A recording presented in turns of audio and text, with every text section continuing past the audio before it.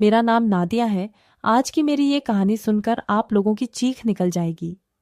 आखिर मेरी जिंदगी ने मुझे इतने दुख दिए कि मैं खुद भी अपने दुखों को संभालने के काबिल नहीं रही हूं। मेरा इस दुनिया में कोई नहीं है। मेरे माता पिता काफी सालों पहले ही मुझे इस दुनिया से छोड़कर चले गए थे। मुझे मेरे चाचा चाची ने ही पाल पोसकर बड़ा किया था। वो दोनों मुझे इतना प्यार नहीं किया करते थे। जितने मेरे सगे माता पिता मुझसे प्यार करते, लेकिन उन्होंने मेरी परवरिश अच्छी की थी, मुझे पढ़ाया लिखवाना था, बस मेरे लिए यही काफी था। एक दिन मेरे लिए एक बिजनेसमैन लड़की का रिश्ता आया तो मेरे चाचा चाची ने जल्दी ही मेरी शादी कर दी। उन्होंने लड़की की फैमिली के बारे में भी जानने की कोशिश नहीं की, जबकि मेरी शादी इतनी जल्दबाजी में की थी कि मैं खुद भी हैरान रह गई थी। फिर मैं ये सोचकर सब्र कर लिया करती थी कि मैं उनकी अपनी औलाद नहीं हूं, इसलिए ये मेरे लिए कोई भी फैसला सोच समझकर नहीं करते। हर फैसला जल्दबाजी में करते हैं और गलत करते हैं। लेकिन मेरे लिए यही बहुत था कि मैं इस घर से निकलकर अपने ससुराल पहुंचने वाली थी। जब मैं शादी करके अपने ससुराल गई तो मैंने देखा कि मेरा पति बिजनेसमैन है, जबकि उनका कारोबार अच्छा है। उनका घर भी अच्छा था और मेरे ससुराल में मेरे पति के अलावा और कोई नहीं था। मेरे पति के माँ बाप दूसरे शहर में रहते थे और उनको उनके बेटे की शादी करने से कोई प्रॉब्लम नहीं थी। वो हमारी शादी में भी शामिल नहीं हुए थे और शादी के बाद भी उनके माँ बाप मुझसे मिलने के लिए नहीं आए थे। मेरे पति का नाम राशिद था। मेरे पति सच में इस दुनिया के सबसे अच्छे पति थे। क्या कहूं कि मेरे पति इस दुनिया के सबसे नेक और अच्छे इंसान थे। मेरी शादी को 5 साल हो गए थे और अभी तक मेरे पास कोई औलाद नहीं थी। लेकिन मेरे पति ने इस बात का मुझे कभी ताना नहीं दिया। मेरी शादी को 5 साल हो गए थे। मैं कोई बहुत ज्यादा खूबसूरत भी नहीं थी। मेरा वजन भी अब बढ़ने लगा था। मैं बहुत मोटी हो गई थी। कभी कभी तो मैं ये सोचकर हैरान होती थी कि मेरे पति ने आखिर मुझ में ऐसा क्या देखा जो मुझसे शादी कर ली, जबकि वो तो एक बहुत बड़े बिजनेसमैन आदमी है। मेरे साथ ऐसी परेशानी थी जिसकी वजह से मेरे पास औलाद नहीं हो रही थी और मेरा वजन भी बढ़ता चला जा रहा था। डॉक्टर ने मुझे यही कहा था कि वजन कम करोगी तो औलाद हो जाएगी, लेकिन वजन कम नहीं हो रहा था। मेरे पति ने मुझे बस इतना ही कहा कि इलाज करवाते हैं। उन्होंने कभी ये नहीं कहा कि तुम्हारी वजह से औलाद नहीं हो रही। अभी तक मैं बाप नहीं बन सका हूं। मेरे पति और मैं बहुत अच्छे घर में सुकून से रहते थे। मेरे पति बिजनेसमैन आदमी थे। वो अपने काम से ही मतलब रखते थे। हम दोनों की एज में ज्यादा फर्क नहीं था। मेरे पति सिर्फ मुझसे 2 साल बड़े थे, लेकिन वक्त और हालात ने हमें उम्रदार बना दिया था, क्योंकि हम अपना ख्याल ही नहीं रखते थे। औलाद का ना होना इंसान को अंदर ही अंदर खाया जाता है। अगर आपका हमसफर आपको ताने नहीं देता, तब भी आप खुद भी तो ये सोचकर परेशान रहते हो कि अभी तक औलाद क्यों नहीं हो रही। 5 साल का टाइम मुझे बहुत लंबा लग रहा था। मेरे पति और मेरे बीच इस टॉपिक पर कभी लड़ाई नहीं हुई थी और वैसे भी हमारी ससुराल में कोई बात करने वाला भी नहीं था। मेरे पति का इस दुनिया में कोई नहीं था और मेरा भी कोई नहीं था। बस मेरे भी चाचा चाची थे। तो मेरी शादी करने के बाद उन्होंने भी मुझसे सारे रिश्ते खत्म कर दिए थे। वो मेरी शादी के बाद कभी मेरे ससुराल आए ही नहीं थे। कभी उन्होंने मेरी खबर लेने की कोशिश भी नहीं की। हमारे घर में लोगों का ज्यादा आना जाना भी नहीं था। लेकिन आज मेरे पति की फुप्पो हमारे घर पर आई थी, जो कि दूसरे शहर में रहती थी और काफी सालों बाद यहाँ अपने भतीजे से मिलने के लिए आई थी और वो मेरी सास बनना चाह रही थी। उन्होंने मेरे ऊपर अब मेरी सास वाले डायलॉग मुझे मारना शुरू कर दिए।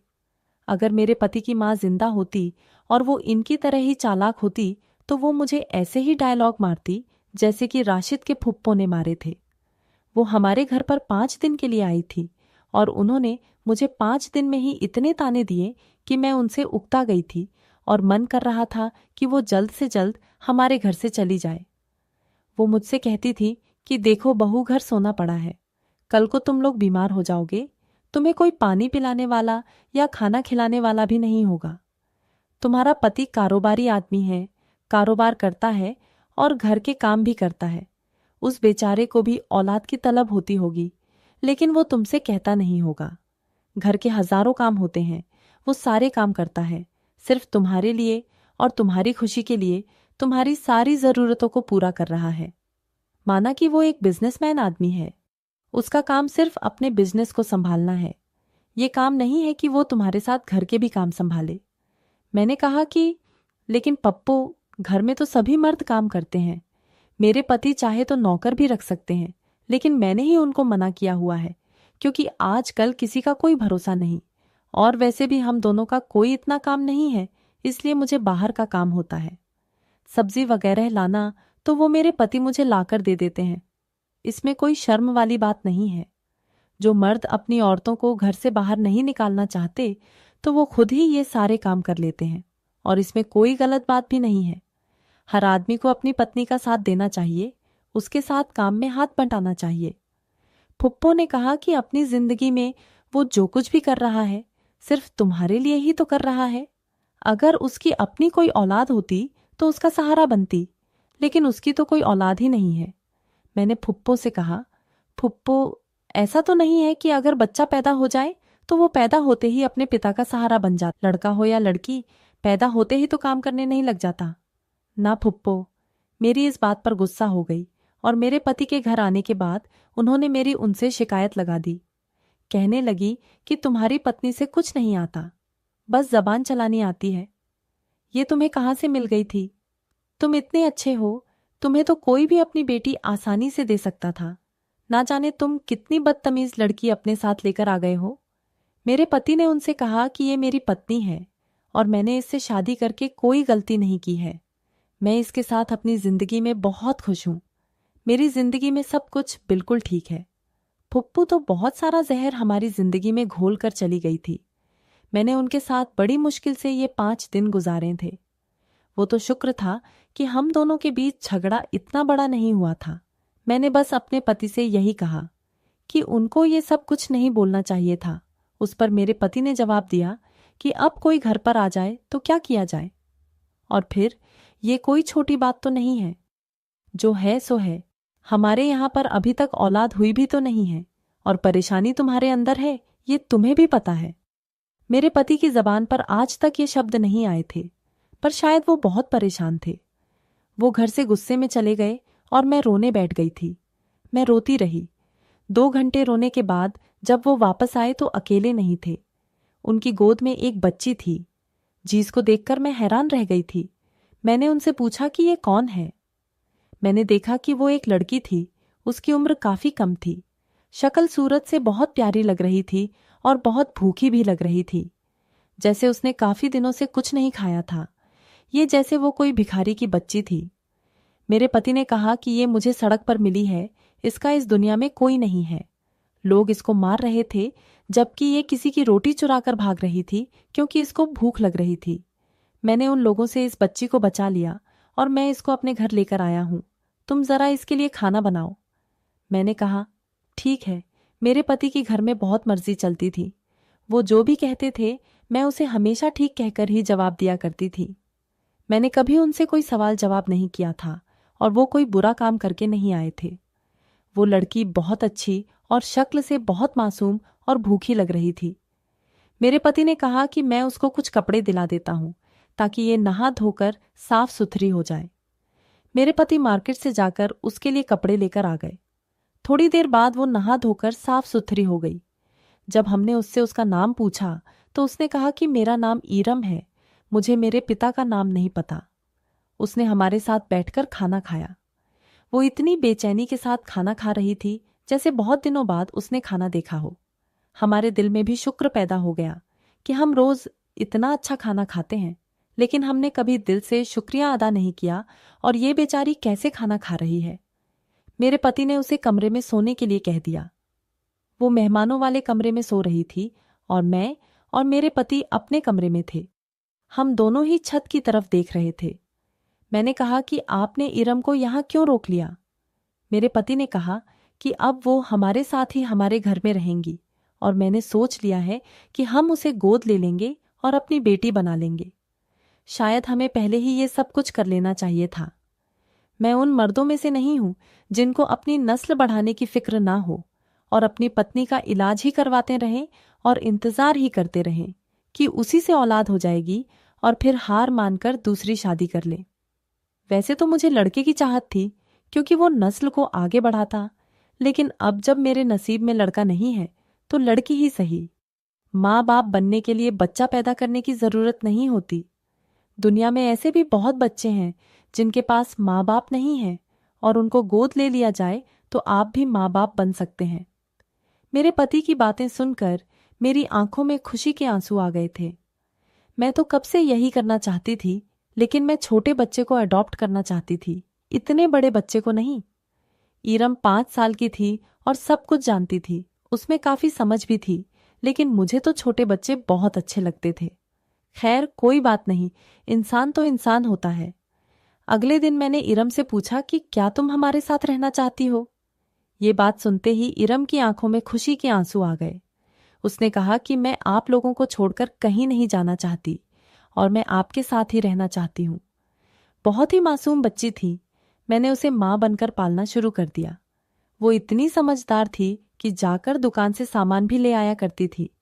उसने अपने आप मुझे मम्मी भी कहना शुरू कर दिया था और मेरे पति को पापा ऐसा लगने लगा था कि घर में जो इतनी बड़ी परेशानी थी अब वो हल हो गई है। जो लोग हमें जानते थे उनको इस बारे में पता चल गया कि हमने किसी की बच्ची को अपने घर में रख लिया है और अब उसको पाल रहे हैं। लेकिन जिन लोगों को पता नहीं था, हम उनको यही बताते थे कि ये हमारी ही बेटी है। लोग कहते थे कि क्या सच में ये आपकी बेटी है? हमारी फैमिली छोटी सी थी। हमने ईराम के स्कूल में भी एडमिशन करवा दिया था ताकि वह थोड़ी बहुत पढ़ाई भी करे। वैसे उसका दिमाग पढ़ाई की तरफ बिल्कुल भी नहीं था। वह सड़कों पर रहती थी, लेकिन फिर भी मैं चाहती थी कि वह थोड़ी बहुत पढ़ाई करे, कम से कम उसे लिखना पढ़ना तो आ जाए। बाकी वो मेरे पति का कारोबार भी संभाल सकती थी, क्योंकि आजकल लड़कियां सब कुछ कर रही हैं और मर्दों के साथ कंधे से कंधा मिलाकर काम कर रही हैं। मेरे पति का बिजनेस अच्छा था। उसको संभालने के लिए अगर उनकी अपनी औलाद उसे संभाले तो इससे अच्छी कोई बात नहीं थी। मैंने इराम की परवरिश बहुत अच्छे तरीके से की और साल इसी तरह से गुजरने लगे। अब वो काफी बड़ी और जवान होने अब ऐसा लगता था कि घर में एक नहीं 2-2 औरतें हैं। घर के काम भी वो अच्छी तरह से कर लिया करती थी। मुझे भी सहारा मिल गया था। वो घर के लिए शॉपिंग भी करती थी। एक बात तो थी कि वो मुझसे ज्यादा अपने पिता से मोहब्बत करती थी। वैसे भी बेटियां अपने पिता की ही लाडली होती हैं। वो मेरे पति से बहुत ज्यादा प्यार किया करती थी। उसने हमें अगले दिन से ही मम्मी पापा कहना शुरू कर दिया था। ये शब्द सुनने के लिए तो हम तरस गए थे, लेकिन खानदान की तरफ से बड़ी परेशानी का सामना करना पड़ा था। मेरे पति के रिश्तेदारों ने यहां तक भी कह दिया था कि तुमने सड़क के किनारे से उठाकर उस बच्ची को अपनी औलाद बना लिया। ना जान ना पहचान, बेवजह ही तुमने उसे अपनी औलाद बना लिया, जबकि इस घर में तुम्हारी पत्नी भी रहती है। मेरे पति इस बात पर यही जवाब देते थे कि अब वो मेरी बेटी है और मेरी पत्नी उसकी माँ है, तो लोग यही कहते कि नहीं, वो उसकी माँ नहीं है। तुम्हें अगर बच्चा ही गोद लेना था तो किसी छोटे से बच्चे को गोद लेते। मेरे पति का यही जवाब होता था कि क्या वो छोटा बच्चा हमारा छोटा ही रहता, कभी बड़ा नहीं होता। तो लोग कहते कि जब तक वो बड़ा होता तो तुम्हारी पत्नी बूढ़ी हो जाती, और अभी तो तुम्हारी पत्नी जवान है, खूबसूरत है, और तुम्हें उस बच्ची के असल माता पिता के बारे में पता लगाना चाहिए था, तब जाकर तुम्हें उसे अपने घर में रखना चाहिए था। ऐसे ही किसी के भी बच्चे को अपने घर में जगह नहीं देनी चाहिए। तुम्हें ये सब कुछ अजीब नहीं लगता? मेरे पति लोगों के साथ बहुत बहस करते थे। कभी कभी उनका लोगों से इस बात पर झगड़ा भी हो जाया करता था। वो कहते थे कि जो इंसान भरोसा कर रहा होता है वो गलती पर नहीं होता, गलती पर वो होता है जो भरोसा तोड़ता है, और भरोसा करने वाले को कभी सजा नहीं मिलती। मैंने उस बच्ची को सड़क से उठाकर अपनी औलाद बना लिया। अब वही मेरी बेटी है और मेरी पत्नी ने उसकी परवरिश की है। जो गंदगी आप लोगों के दिमाग में चल रही है उससे मुझे कोई फर्क नहीं पड़ता। आप लोग हमें हमारे हाल पर छोड़ दो। हमारे घर पर जो थोड़े बहुत रिश्तेदार आते थे, अब उनका भी हमसे मिलना मिलाना कम हो गया था। उन्होंने भी हमारे घर आना छोड़ दिया था, जिसमें से एक खानदान तो मेरी माँ की बेटी का था, जो मेरी बहुत अच्छी दोस्त भी थी। उसके न आने जाने पर मुझे बड़ा दुख हुआ था, लेकिन उसकी भी जवान बेटी थी और उसके पति ने कहा कि उन्होंने उस लड़की को सड़क से उठाया है। पता नहीं कौन है, कैसी है, उसके अंदर किसका खून है, किस नस्ल की है, किस बिरादरी की है। इसलिए अब तुम हमारी बेटी को उनके घर लेकर नहीं जाओगी। मैंने अपने पति से कहा कि ये सब कुछ तो बहुत अजीब है। हमें इस दुनिया में रहना है तो लोगों से रिश्तेदारी भी रखनी होगी। कभी कभी दोस्तों और रिश्तेदारों की जरूरत पड़ ही जाती है। मेरे पति ने कहा कि कोई जरूरत नहीं है, हमें उनकी कोई जरूरत नहीं पड़ेगी। हम बीमार होंगे तो हमारा इलाज डॉक्टर करेगा, हमारे रिश्तेदार नहीं। हम अकेले होंगे तो हमारी बेटी हमारा साथ देगी, हमारे रिश्तेदार नहीं। तो ऐसे लोगों का क्या फायदा? क्या वो हमारे घर पर हमारे लिए खाना बनाकर लाते हैं? बात तसल्ली की ओर समझने वाली होती है। किसी ने आज तक ये नहीं समझा कि मैं बेऔलाद हूं। मैं भी चाहता हूं कि मैं अपने बच्चों पर जो कमाता हूं अपनी कमाई लगाऊं, लेकिन जब मेरे पास बच्चे ही नहीं हैं तो कहां अपना पैसा जाया करूं? हर इंसान अपने बीवी बच्चों के लिए ही कमाता है, लेकिन मेरे तो बच्चे ही नहीं थे। अब जब मैं किसी बेसहारा को ये सब सुकून दे रहा हूं तो लोगों को चैन नहीं मिल रहा।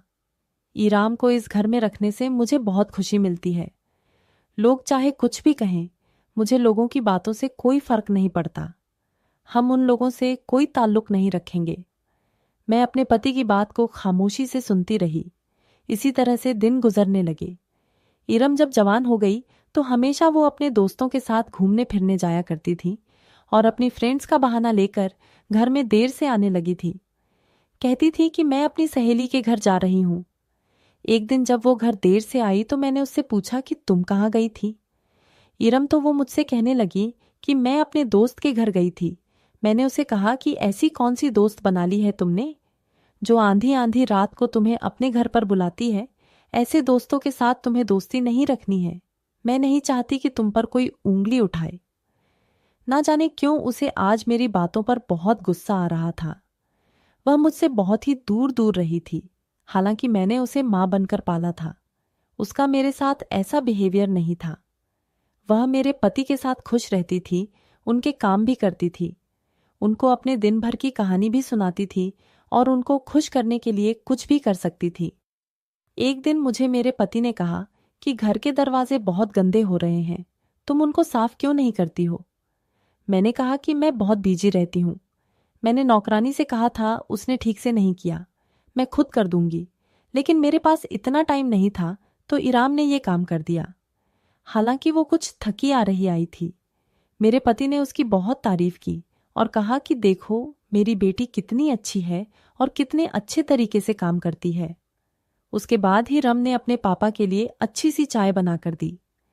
एक दिन मेरे पति की वॉच तो उड़ गई थी तो वो अपने पापा के लिए मार्केट से जाकर वॉच भी लेकर आ गई थी। मैंने कहा, इराम तुम्हारे पास वॉच के लिए पैसे कहाँ से आए? तो वो कहने लगी कि वही पैसे जो आप लोग मुझे देते हो, मैं उसको जमा करती रहती हूँ। उन्हीं पैसों में से मैं पापा के लिए वॉच लेकर आई हूँ। हमने इराम को कभी झूठ नहीं बोला था कि हम उसके माँ बाप नहीं हैं। वैसे भी वो इतनी बड़ी थी कि उसे ये बात याद रही थी, क्योंकि जब वो हमारे घर पर आई थी तो वो दूध पीती बच्ची नहीं थी, लेकिन आजकल उसने एक अजीब सी हरकत करना शुरू कर दी थी। वो मेरे पति के सामने मुझे नीचा दिखाने लगी थी। एक दिन वो मुझसे कहने लगी कि मम्मी बड़ी सुस्त हैं।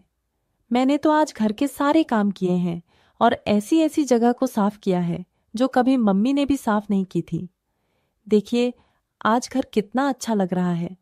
मेरे पति ने भी कहा कि हाँ, तुम्हारी मम्मी तो कुछ करती ही नहीं है और ना ही नौकरानी से कोई काम करवाती है। उसके सर पर खड़ी नहीं होती, बस हमेशा बिस्तर पर जाकर सो जाती है।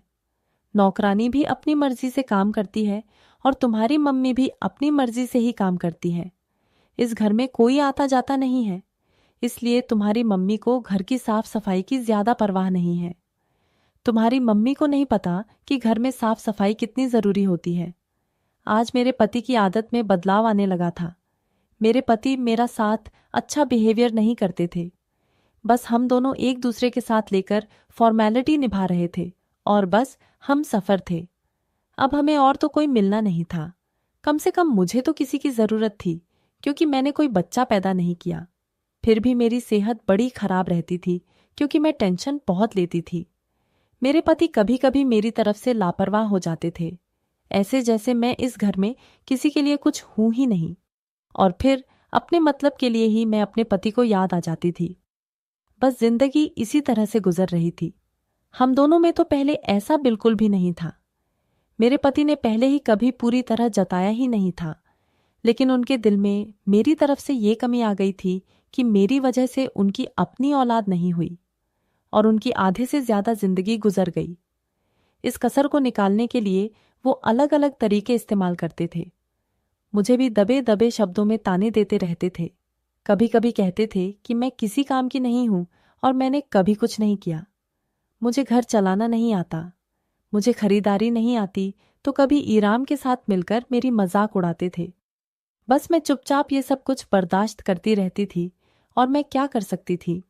अगर मैं कहती कि तुम मुझ पर ताने मार रहे हो, तो वो कहते कि नहीं, हम तो अपनी बातें कर रहे हैं।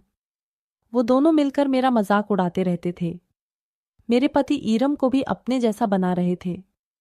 एक दिन मैंने ईरम से कहा कि तुम अपने पापा की इतनी ज्यादा खुशामद मत किया करो। तुम मुझे उनके सामने इतना बुरा बनाती रहती हो। अगर वो तुम्हारे पिता हैं तो मैं भी तो तुम्हारी माँ हूं। तुम्हें अपनी माँ का मजाक उड़ाते हुए शर्म नहीं आती। मेरी इस बात पर वो गुस्सा करने लगी। उसने मुझसे कहा कि मैं आपको बुरा नहीं बनाती, आप हो ही इतनी बुरी। आपको ना तो घर संभालना आता है और ना ही कोई काम करना आता है, और आपका पकाया हुआ खाने से अच्छा है कि इंसान भूखा ही रहे। मैंने इरम के मुंह पर थप्पड़ मार दिया। मैंने कहा कि मैंने तुम्हें यह तमीज नहीं सिखाई थी कि अपनी माँ से तुम इस तरह से बात करो। अपनी माँ से इतनी बदतमीजी से बात करने की तुम्हारी हिम्मत भी कैसे हुई? मैं तुम्हारे लिए कितना कुछ किया और तुम मुझे ही बातें सुना रही हो। ऐसी परवरिश तो नहीं थी। मेरी इस बात से ईराम के चेहरे पर मेरे लिए इतनी नफरत उभर आई थी कि जैसे वो ये कहने वाली है कि तुम तो मेरी माँ हो ही नहीं। लेकिन वो खामोश खड़ी रही और घर से चली गई। रात को उसने ये बात अपने पिता को बता दी और मेरी क्लास भी लगवाई। उसने अपने पिता को बताया कि आज मम्मी ने मुझे बेवजह डांटना शुरू कर दिया और मेरे मुंह पर थप्पड़ भी मार दिया। मेरे पति ने मुझसे कहा कि ये तुम्हारी कोख से पैदा नहीं हुई है, ये मेरी बेटी है जो इसको तुम कुछ भी कह दोगी। और तुम्हारी हिम्मत कैसे हुई कि तुमने मेरी बेटी पर हाथ उठाया? इसको इस घर में मैं लेकर आया हूं तो इसलिए इसके जज्बात की कदर करो। आज के बाद अगर तुमने इसको हाथ भी लगाया तो मैं तुम्हें घर से बाहर निकाल दूंगा। मैंने अपने पति को जवाब दिया कि ये मेरे पेट से पैदा नहीं हुई तो क्या मैंने इसको पाला तो है? क्या पालने वाली माँ का कोई मकाम नहीं होता? मेरे पति ने कहा कि आजकल तो पैदा करने वाली माँ को भी कोई मकाम नहीं दिया जाता। बच्चे बहुत बदतमीज हो गए हैं। अपनी इज्जत अपने हाथ में होती है। आइंदा मेरी बेटी पर हाथ मत उठाना। ये मत समझना कि जैसे वो कोई छोटी बच्ची है और जवान लड़की पर हाथ कौन उठाता है। तुम्हें खुद सोचना चाहिए। मेरे पति भी इरम के साथ मिल गए थे। मैं हैरान थी और उन दोनों को उनके हाल पर छोड़ दिया। सबसे ज्यादा दुख तो मुझे इस बात पर हुआ था कि मेरे पति ने मुझसे कहा कि मैं तुम्हें इस घर से निकाल दूंगा। आखिर मैंने इराम को पालने के लिए क्या कुछ नहीं किया। मैं उन दोनों से अब बात नहीं करती थी, घर में चुपचाप ही रहती थी। जब एक दिन मेरे पति घर पर नहीं थे तो इराम ने मेरे साथ ऐसा किया कि मेरे पैरों तले से जमीन ही निकल गई थी। मैं सोच भी नहीं सकती थी कि वो कभी ऐसा भी कर सकती है। वो किसी से फोन पर कह रही थी कि आ जाओ। वैसे भी वो औरत घर में अकेली है और पापा के आने में अभी कुछ घंटे हैं। वो पता नहीं किसको बुला रही थी। मेरे दिल में अजीबोगरीब ख्याल आ रहे थे और उल्टे सीधे सवाल जागने लगे थे। थोड़ी देर के बाद दरवाजे पर दस्तक हुई और जब मैंने दरवाजा खोला तो जो लोग बाहर खड़े हुए थे मैं उनको नहीं जानती थी। उनमें से एक औरत थी और एक जवान लड़की जो कि दुल्हन बनी हुई थी। मैंने कहा, जी आप कौन? तो वो कहने लगी कि हमें राशिद फारूक के घर जाना है। मैंने कहा कि हाँ, ये राशिद फारूक का ही घर है, लेकिन आपको किससे काम है? तो उन्होंने कहा कि हमें राशिद फारूक से ही काम है। वो मुझसे पूछने लगी कि तुम कौन हो? मैंने कहा कि मैं उनकी पत्नी। उन्होंने कहा कि अच्छा, पत्नी हो। वो मुझे एक साइड पर करके घर के अंदर घुसी चली आई और सोफे पर बैठकर मेरे पति का इंतजार करने लगी। मैंने कहा कि आप कौन हो और ऐसे कैसे जबरदस्ती हमारे घर में घुस सकती हो? मैं आपको नहीं जानती और आपने अपनी बेटी को दुल्हन क्यों बनाया हुआ है? उन्होंने कहा कि दुल्हन को दुल्हन ही बनाया है। ये औरत तो मुझे बहुत ही ज्यादा चालाक लग रही थी। थोड़ी देर के बाद मेरे पति आए तो वो अकेले नहीं थे, बल्कि उनके साथ 4 लोग भी थे। मैंने अपने पति से कहा कि ये क्या हो रहा है, तो मेरे पति ने कहा कि तुम जरा जाकर मेहमानों के लिए नाश्ता लगाओ। मुझे कुछ अजीब लग रहा था, क्योंकि एक आदमी मौलवी भी थे जिसने हाथ में रजिस्टर भी पकड़ा हुआ था। मेरे दिल में ना जाने कैसे कैसे ख्याल आ रहे थे। कहीं मेरे पति का तो निकाह नहीं हो रहा था। मैं नाश्ता बनाने के लिए किचन में चली गई। थोड़ी देर के बाद जब मैं बाहर आई तो मैंने देखा कि मौलवी साहब मेरे पति का ही निकाह पढ़ा रहे थे। मैं फौरन भागी और मैंने कहा कि ये सब कुछ क्या हो रहा है। तो इरम ने पकड़ के मुझे साइड पर कर दिया और कहने लगी, मम्मी आप मेरे साथ आओ। ऐसा यहाँ पर पापा के दोस्तों के सामने तमाशा लगाने की कोई ज़रूरत नहीं है। वो मुझे अपने साथ दूसरे कमरे में ले गई। मैंने कहा कि ये सब कुछ क्या हो रहा है। मैं बुरी तरह से घबरा गई थी। मेरे पति का निकाह हो रहा था। मैं अपने पति की शादी को रोकना चाहती थी, यहाँ तक कि मैं बाहर जाने लगी, लेकिन ईरम ने मेरा हाथ बहुत मजबूती के साथ पकड़ा हुआ था और मुझे कमरे के अंदर बंद कर रही थी। मैंने कहा कि तुम ये क्या कर रही हो? प्लीज ईरम मुझे जाने दो, नहीं तो बहुत देर हो जाएगी। ईरम ने कहा कि देर तो हो चुकी है और मैं इस घर में बहुत बड़ी मुसीबत लेकर आ गई हूं। मैंने कहा कि तुम्हारा क्या मतलब है? ईराम मेरा हाथ नहीं छोड़ रही थी। थोड़ी देर के बाद मुझे बाहर से आवाज आई। सब एक दूसरे को मुबारकबाद दे रहे थे और शुक्र अदा कर रहे थे। इसका मतलब कि निकाह हो चुका था। मैं अपने घुटनों के बल जमीन पर बैठे ऐसे रो रही थी जैसे मेरे शरीर की जान निकल रही हो। मैं तो 35 साल की थी और मेरा इस दुनिया में कोई भी नहीं था। मेरे पति ने इस उम्र में आकर दूसरी शादी कर ली थी। मुझे यकीन नहीं हो रहा था, लेकिन मर तो इतनी जल्दी बूढ़ा नहीं होता। कुछ देर के बाद इरम ने बाहर से दरवाजा खोल दिया। जब मैं बाहर गई तो निकाह हो चुका था और वो लड़की भी मेरे पति के पास बैठी हुई है, मुस्कुरा रही थी और मेरी तरफ देख रही थी और उसकी माँ उसकी भलाई ले रही थी। मेरे पति ने भी मुझे अजीब सी नजरों से देखा। मेरी आंखों में आंसू थे। मैं हार चुकी थी।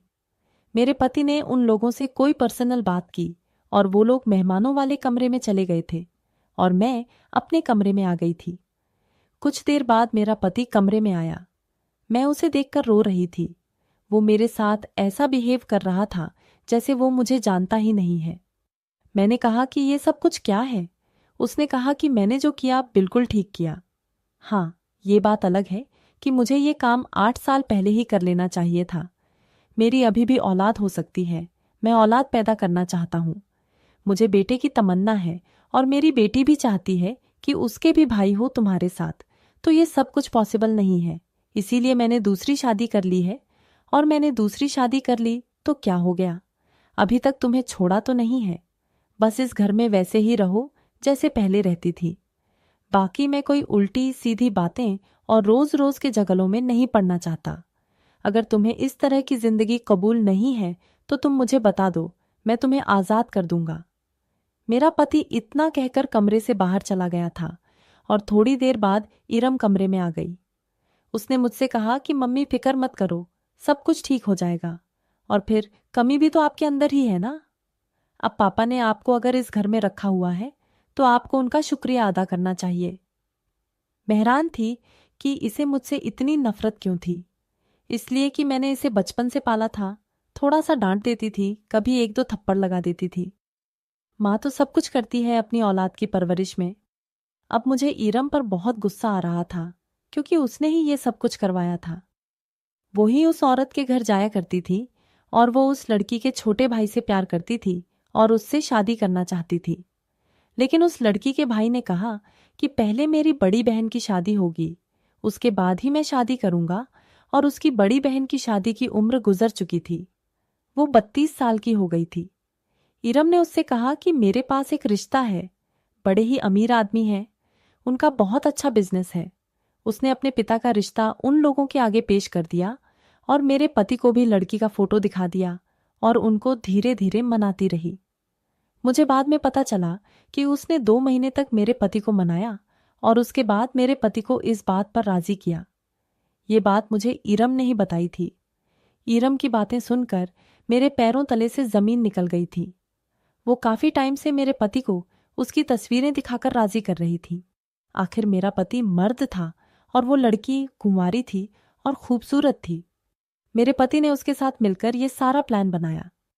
ईरम ने मेरे पति के दिमाग में ये बात डाल दी थी कि अगर उन्होंने दूसरी शादी कर ली तो उनके यहाँ बेटा पैदा हो सकता है, और ईरम को भी भाई की तमन्ना है।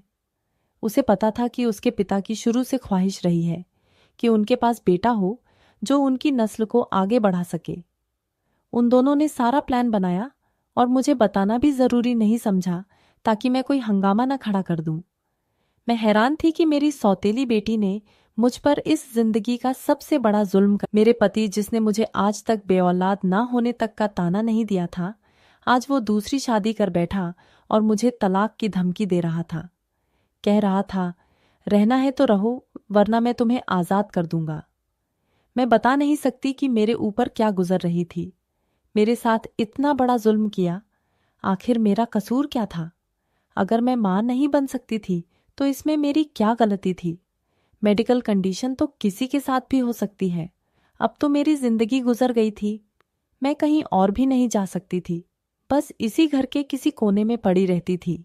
ईराम मेरा पति और मेरे पति की दूसरी पत्नी, तीनों ने मिलकर मेरे खिलाफ एक साजिश रचाई थी। वो तीनों मिलकर बाहर जाते घूमने के लिए और खूब मजे करते थे। कुछ दिनों बाद पता चला कि मेरे पति के यहाँ औलाद होने वाली थी और मेरी जिंदगी बस एक कमरे में ही गुजर रही थी। मैं बहुत बुरी जिंदगी गुजार रही थी, लेकिन अब मैं जिंदगी से बहुत ज्यादा तंग आकर रह गई थी। इसीलिए मैंने फैसला किया कि मैं इस घर को छोड़कर चली जाऊंगी, क्योंकि मुझे उन लोगों को अपने खुशियों को मारते हुए नहीं देखा जाता। मुझे पता था कि अगर मेरे पति के यहाँ बेटा पैदा हो गया तो उसके दिमाग आसमान पर चढ़ जाएंगे और वो मुझे और भी ज्यादा बुरा समझने लगेगा। मैं पढ़ी लिखी थी, इसलिए मैंने अपने पढ़े लिखे होने का फायदा उठाया। जब मैंने अपना सामान पैक किया तो उन तीनों ने मुझे रोकने की कोशिश भी नहीं की और मुझे जाने दिया, बल्कि वो तीनों मेरे घर से जाने पर बहुत ज्यादा खुश हो गए थे। मैं रोती हुई उस घर से बाहर निकल आई, अनजाने अब मेरी मंजिल कहाँ थी। मैं तो बस घर से निकल गई थी, क्योंकि घर में रहकर भी मेरी जिंदगी खराब हो रही थी। काफी साल मैंने इस घर में अपनी जिंदगी को बर्बाद कर लिया था। अब मैं नहीं चाहती थी कि मैं अपनी आगे की जिंदगी को इन लोगों के हवाले करूं। अब जो होता सो होता, इसलिए मैं उस घर को छोड़कर रेलवे स्टेशन चली गई थी। ना जाने मुझे वहां से कहाँ जाना था, बस फिर ट्रेन आने का इंतजार कर रही थी। तभी रेलवे स्टेशन पर मुझे मेरी काफी सालों पुरानी सहेली मिल गई। वो मुझे देखते ही पहचान गई। हम दोनों साथ ही कॉलेज में पढ़ा करते थे। उसने मुझे देखा तो मेरी हालत पर अफसोस करने लगी। मैंने उसे अपने बारे में सब कुछ बता दिया और कहा कि मैं ये शहर छोड़कर जा रही हूँ। अपने पति का घर तो छोड़ ही आई हूँ, इसलिए अब आगे की मंजिल के बारे में सोच रही हूँ। अब जो मेरे नसीब में होगा वो हो जाएगा। फिर मैं अपनी दोस्त से उसके बारे में पूछा कि तुम इतने सालों से कहाँ थी और तुम्हारी जिंदगी में सब कुछ कैसा चल रहा है। उसने मुझे बताया कि मेरी जिंदगी तो बहुत अच्छी गुजर रही है। मेरे पास 2 बेटियां हैं और मेरे पति भी बहुत अच्छे हैं। मेरे पति का बिजनेस भी अच्छा है और मैं एक एनजीओ चलाती हूँ। मैंने उस एनजीओ को अभी ही शुरू किया है। अगर तुम चाहती हो तो मेरे साथ इस एनजीओ में काम कर सकती हो। मैं तुम्हें रहने के लिए जगह भी दूंगी और खाने के लिए खाना भी दूंगी और तुम्हें वहां पर काम करने की सैलरी भी दूंगी। अपनी दोस्त की ये बात सुनकर मुझे तसल्ली हो गई थी, इसलिए मैं उसके साथ जाने के लिए तैयार हो गई। और अब मैं एक एनजीओ में काम करती हूँ। यहाँ पर मेरी जिंदगी बहुत अच्छी गुजर रही है। मैं अपने बीते हुए कल को भूल गई हूँ। जब मुझे एनजीओ में काम करते हुए 1 साल हो गया तो मेरा पति न जाने मुझे कहाँ कहाँ ढूंढ रहा था और उसे किसी ने बताया कि मैं एनजीओ में काम करती हूँ, इसलिए वो मेरा पता लेकर मुझसे मिलने के लिए वहीं पहुंच गया। जब मैंने अपने पति को अपने सामने खड़ा हुआ देखा तो मैं हैरान रह गई थी। मेरे पति की हालत तो बहुत ज्यादा खराब हो गई थी और वो मेरे सामने हाथ जोड़े हुए खड़े थे। उनकी आंखों में आंसू थे। मैं उनसे बात नहीं करना चाहती थी, लेकिन मेरे पति ने कहा कि एक बार मैं उनकी बात तो सुन लूं। उन्होंने मुझसे माफी मांगी और कहने लगे कि नादिया, मुझे माफ कर दो। मैंने तुम्हारे साथ बहुत बुरा सलूक किया। जिस लड़की से मैंने शादी की थी वो मेरे सारे पैसे लेकर भाग गई, और तो और वो प्रेग्नेंट भी नहीं थी। वो झूठ बोल रही थी। ये सब कुछ एरम ने ही किया था, और जिस लड़की से ईराम प्यार किया करती थी उसकी इज्जत के साथ खेलकर उसे बेइज्जत करके बीच रास्ते में ही छोड़ गया। उस लड़के ने उससे शादी नहीं की, बल्कि अपनी बहन को मेरे हवाले कर दिया था। उन दोनों भाई बहन की प्लानिंग थी। वो हमसे पैसे हड़पना चाहते थे। इराम अस्पताल में है और जिंदगी और मौत के बीच लड़ रही है। मेरे पास सीरम को बचाने के लिए पैसे नहीं हैं। मैं बहुत ज्यादा परेशान हो गया हूँ। इसलिए मुझे याद आया कि मैंने तुम्हारा दिल दुखाया था। इसलिए मैं तुमसे माफी मांगने के लिए आया हूँ। प्लीज तुम मुझे माफ कर दो, ताकि मेरे सर से ही परेशानियों का बोझ खत्म हो जाए। मैं किसी भी हाल में अपने पति को माफ करने के लिए तैयार नहीं थी, लेकिन जब उन्होंने मुझे अपनी परेशानियों के बारे में बताया तो मेरा दिल कमजोर पड़ गया और मैंने अपने पति को माफ कर दिया। मेरे पति का कहना था कि वो मुझे अपने साथ अपने घर लेकर जाना चाहते हैं, क्योंकि अभी तक उन्होंने मुझे तलाक नहीं दी थी। मैं खुद ही उस घर को छोड़कर आई थी, लेकिन मैं अपने पति के साथ नहीं जाना चाहती थी, क्योंकि वहां पर मेरे साथ बहुत बुरा सुलूक हुआ था। मैं उस बात को नहीं भूल सकती थी। मैंने अपने पति को माफ तो कर दिया, लेकिन मैं उनके साथ जाने के लिए तैयार नहीं हुई। एनजीओ में ही मेरी जिंदगी बहुत अच्छी गुजर रही थी। अब मैं उस घर में दोबारा जाकर अपनी जिंदगी बर्बाद नहीं करना चाहती थी और ना ही पुरानी बातों को याद करना चाहती थी। मेरे पास जो कुछ पैसे थे, मैंने वो पैसे इरम के इलाज के लिए अपने पति को दे दिए, लेकिन मैंने उनके साथ जाने के लिए साफ इनकार कर दिया और कहा कि वो मुझे जल्द से जल्द तलाक दे दें। मैंने अब अपनी जिंदगी इस एनजीओ के ही हवाले कर दी है। मैं यहाँ पर बहुत खुश हूँ, क्योंकि अब मुझे लोगों का साथ नहीं चाहिए। दोस्तों, उम्मीद करती हूँ आपको हमारी कहानी पसंद आई होगी। कहानी पसंद आई है तो वीडियो को लाइक करें, चैनल पर नए हैं तो चैनल को सब्सक्राइब करें और नोटिफिकेशन बेल को ज़रूर दबाएं, ताकि अगली अपडेट सबसे पहले आपको मिले।